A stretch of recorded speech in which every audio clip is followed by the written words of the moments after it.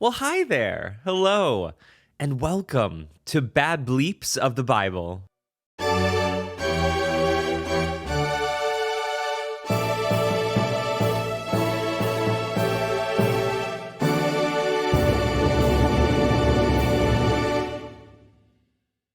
Hello again. My name is Scott, and I am your podcast host, creator, and Bible guide. A little bit of housekeeping from the top. There's not much, but I just wanted to tell you that today's episode is a little bit on the longer side, just given the fact that this is a pretty amazing bleep that we have today, and I wanted to make sure that her story was told in its entirety and that I wasn't cutting things out unnecessarily. Additionally, please continue to rate, review, and subscribe to this podcast. I'm here to spread the idea that the Bible doesn't have to be all fire and brimstone, but it can be a way to tell some really cool and interesting stories. And one way to do that is to spread this podcast. All right, that's it for housekeeping. Moving on. So, in my quest to really demystify the Bible for those of us who just aren't of the religious variety, but who are also fascinated by the most popular book of all time, each episode at the top, I'm going to take a common question that I see or that's been asked of me and just quickly and efficiently, I hope, share my thoughts on that topic. So today's question that I was asked is, who exactly wrote the Bible? And this, again, will differ than what my dad said. Sliding in here really fast just to remind you that my dad is a pastor of 40 plus years. Cool, thanks. Growing up, my dad would always tell me, yes, Scott, we know there are multiple authors, but in fact, God inspired the Bible, told these people, basically whispered in their ear, what to write, and this is how we have the Bible today. So there's that answer. In essence, God wrote his own book, and here we are. But the secular and less faithy answer is kind of hidden in the middle of what he said. So the Bible does have many different authors who, or in one way or another, had the ideas and stories told to them. This could be passed down through poetry, it could be passed down through narratives, but the fact is that it was passed down. And in that passage, there are some discrepancies and some contradictions in the Bible that we see. These aren't huge things, but more or less in sort of the subtle form. So, for example, in the Book of Solomon, the number of baths that are mentioned, again, minutia, but the number of baths that are mentioned vary amongst different storytellers in different books of the Bible. The same goes for the age of some kings who reigned within the Bible. So there's that. There's lots of authors. So then I guess a second question becomes, how many authors were there? And we think that there were about 40-ish authors of the Bible throughout history. And with books like Jonah, Nahum, Habakkuk, and then Matthew, Mark, Luke, and John, all of those, we know the author. Obviously, the author is the title. Micah wrote Micah, Matthew wrote Matthew, that. But others are a bit unclear, like who wrote Genesis, who wrote Exodus, who wrote these Old Testament books that don't have the person's title in their name. And for those, it becomes unclear, partially because it's just so old, and again, because these stories were passed down. We know that Moses, of Prince of Egypt fame, wrote some, but we're not 100% sure about others. So, all in all, the Bible has had many different authors, and we think there are about 40-ish of them throughout history. Evidence is still lacking, though, in women authors of the Bible. In fact, there are only 2 books of the 66 books of the Bible even named for women. What's cool today, though, is that we're actually telling the story of one of those women. So settle in for a story filled with vengeance, hangings, beauty contests, harems, and one courageous and cunning bleep, Queen Esther. All right. Our story opens with King Ahasuerus throwing an epic feast to celebrate a recent victory and to flex the huge and vast power of his kingdom. A little bit about this kingdom. It was known as the Achaemenid I hope I'm saying that, Achaemenid Empire. But in much more user-friendly terms, it's known as the First Persian Empire. And you may recognize that Persian Empire since we see it in so many movies today, including 300 and The Prince of Persia, obviously. This empire was real, and it was real huge, running from India to Ethiopia and consisting of over 127 provinces. What else was huge was King Ahasuerus' feast to celebrate his giant kingdom. In fact, the feast lasted 180 days. That's 180 days of an all-you-can-eat buffet. And as the text says, was meant to show the riches of the king's glorious kingdom and the honor of his excellent majesty.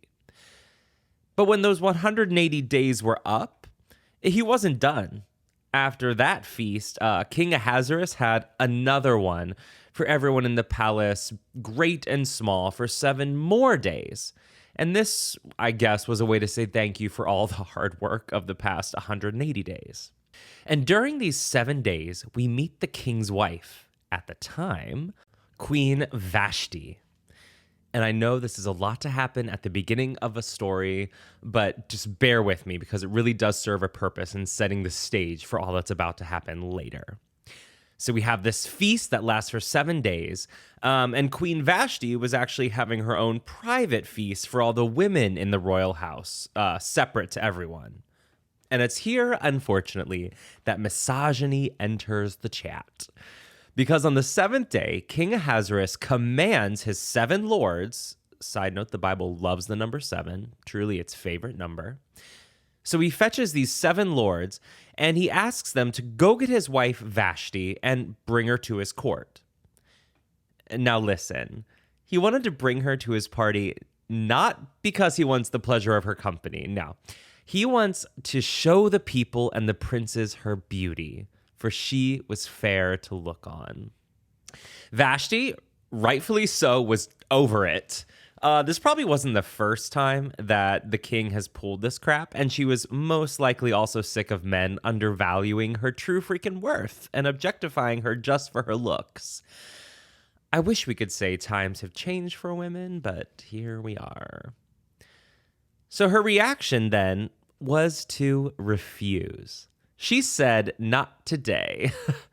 And the king, as with any man when they're told no, was extremely wroth, and his anger burned in him. And of course, the advice from all the other men in the room when they saw this slander was thus.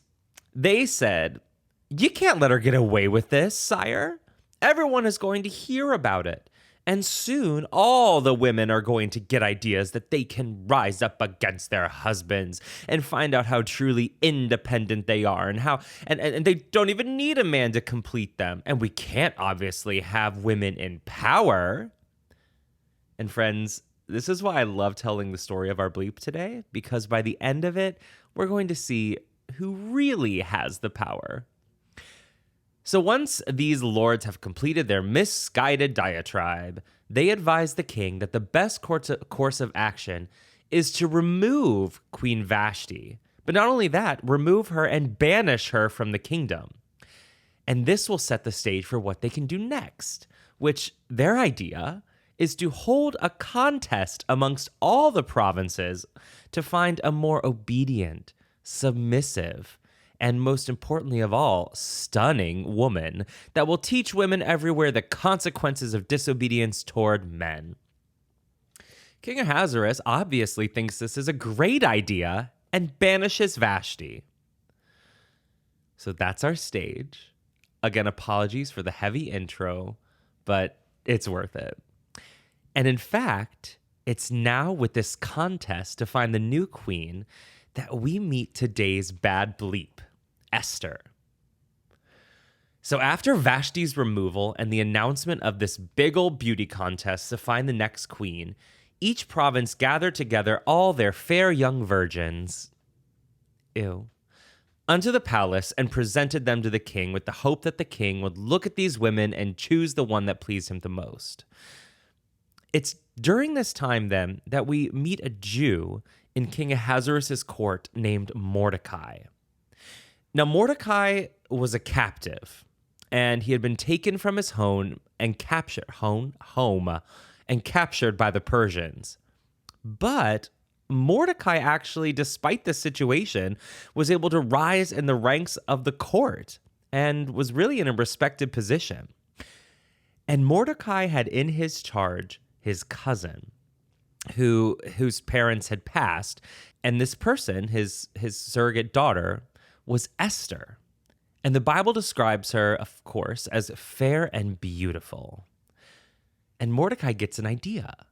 Since Esther was fair and beautiful to look upon, he thought it would be a great idea to also present her to the king for this contest, but not letting anyone know that one, Mordecai is her cousin/dad, or that two, she is a Jew.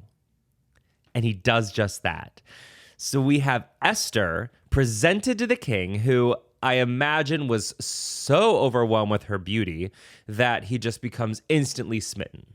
However, he couldn't just choose her yet. There was still a process that needed to be happen. And the Bible lays out this entire process for us. And this whole thing takes a year, 12 months, the Bible says. And if you're wondering what could possibly happen in these 12 months to prepare for this beauty contest, well, we have an answer. So for 6 months, all the women were purified with oil of myrrh. For another 6 months, they were purified with sweet odors. And then throughout the entire process, they are purified with other things. So lots of things are happening while these women were getting ready for this beauty contest to happen at the end of a year. But finally, it was time for the women to be presented to the king. The women, including Esther. And when I say presented, I mean one by one. They went to the king where he got to know each girl.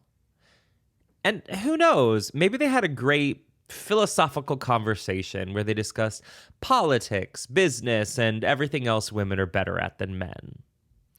I wish, but I think we all know what was going down in those chambers.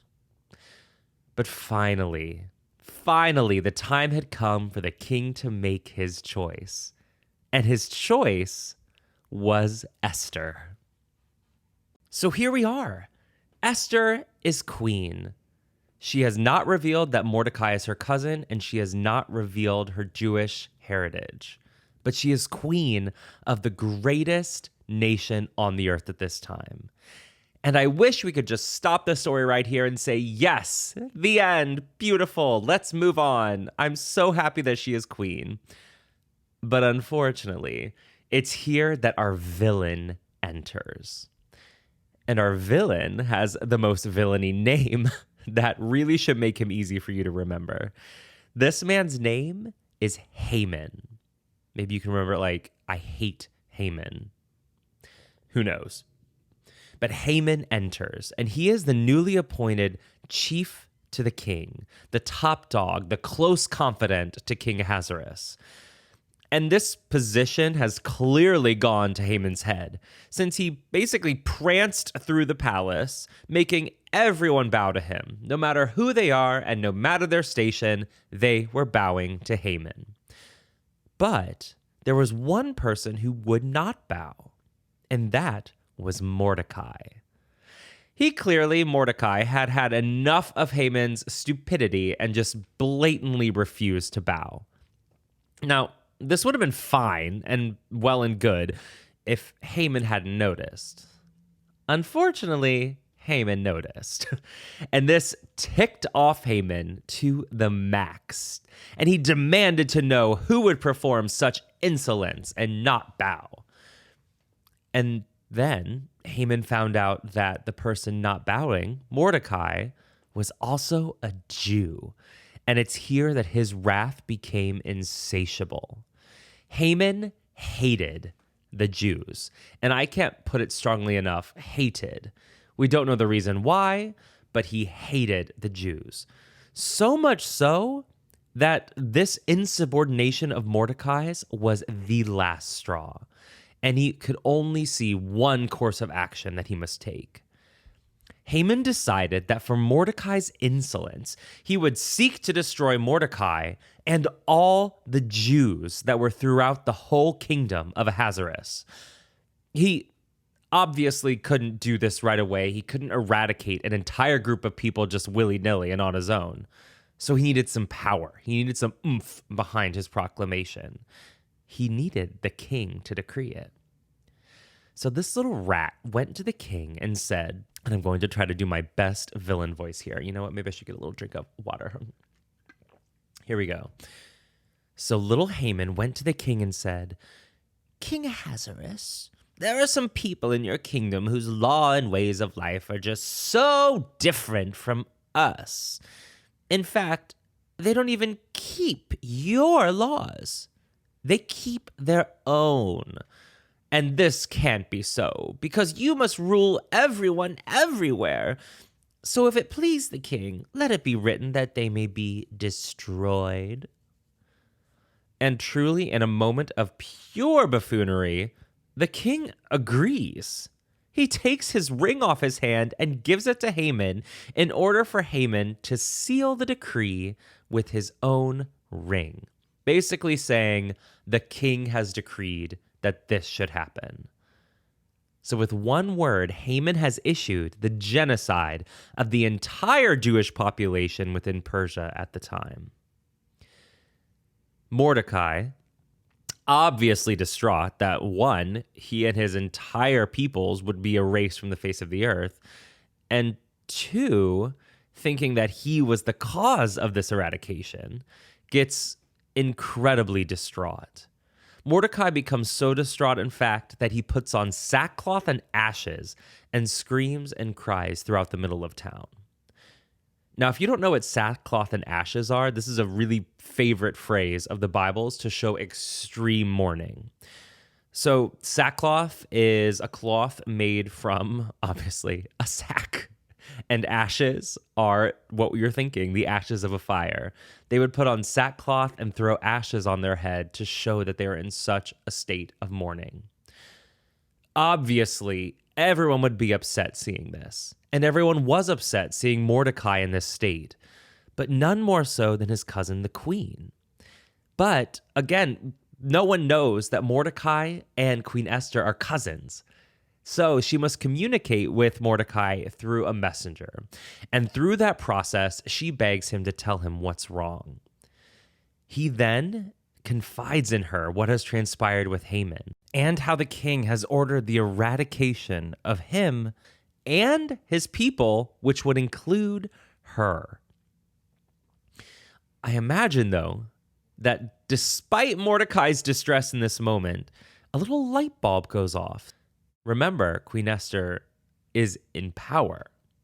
So he begs Esther to go to the king and to make supplication unto him and basically out herself as a Jew and request him to save both her and her people, to save she and her people, her and her people. It's one of those two. I can't remember which one.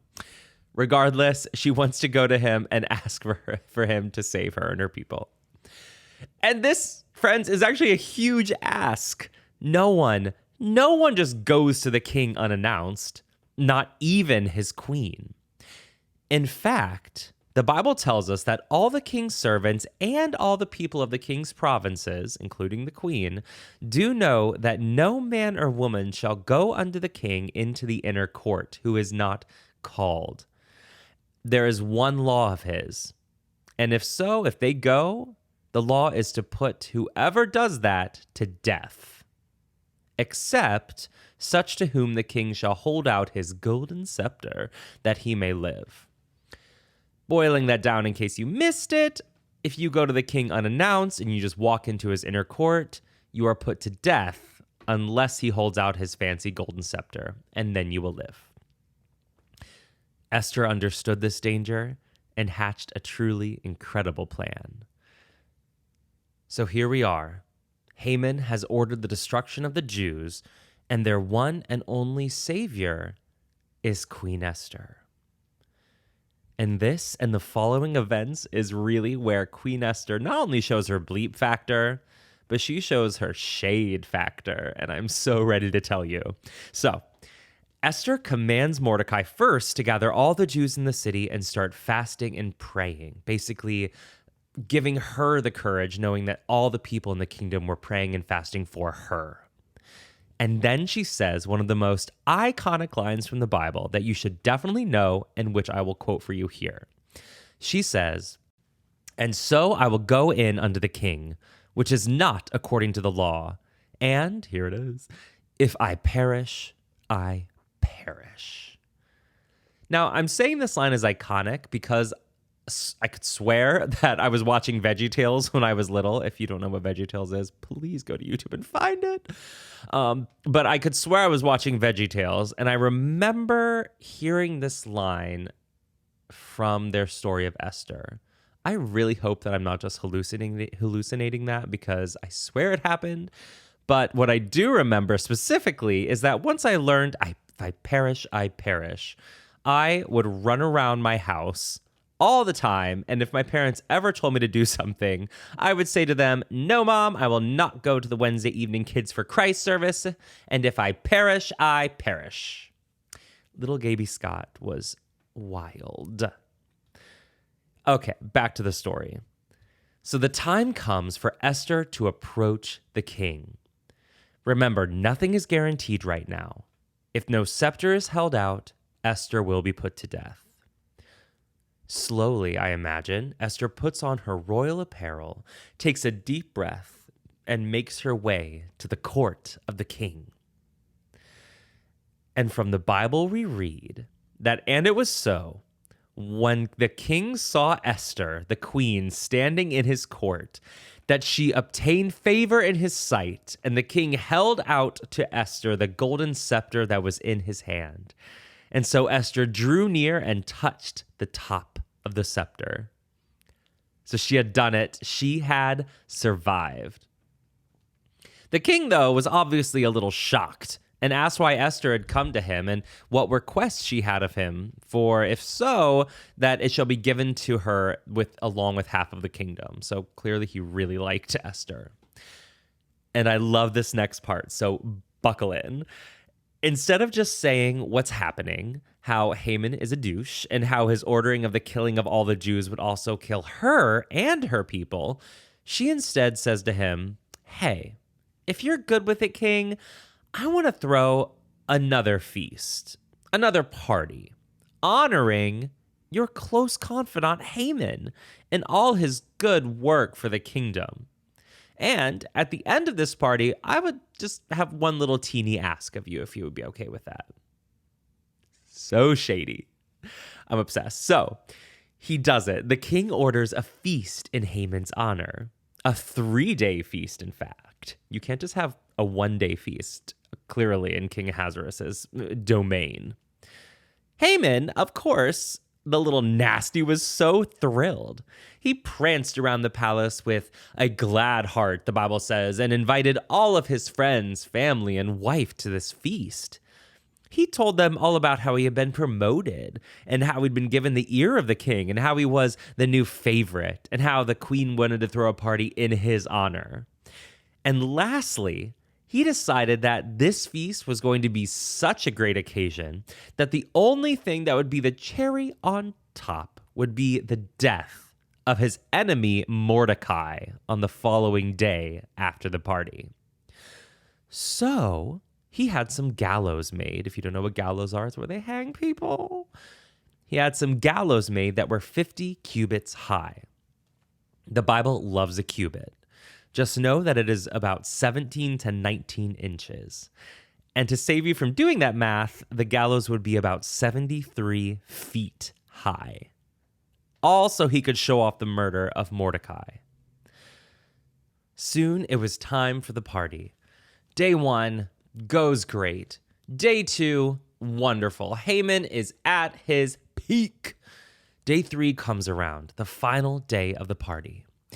Everyone's having a great time. The musicians are playing. Belly dancers are belly dancing. There's stuffed pigs and pigeons, I don't know, and massages. I have no idea what's happening, but we do know everyone was laying around on those couches eating grapes, is what I imagine. But so as we near the end of the party, the king finally remembers that they were here not only to honor Haman, but also because Esther wanted to ask him something.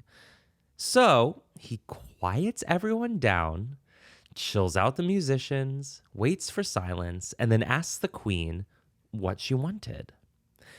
And this bad bleep stands up in the middle of this party and with vehemence and power states, "O king, if it please you, spare my life and the life of my people, for there is someone, an enemy, who seeks to kill me and my family." Mic drop moment.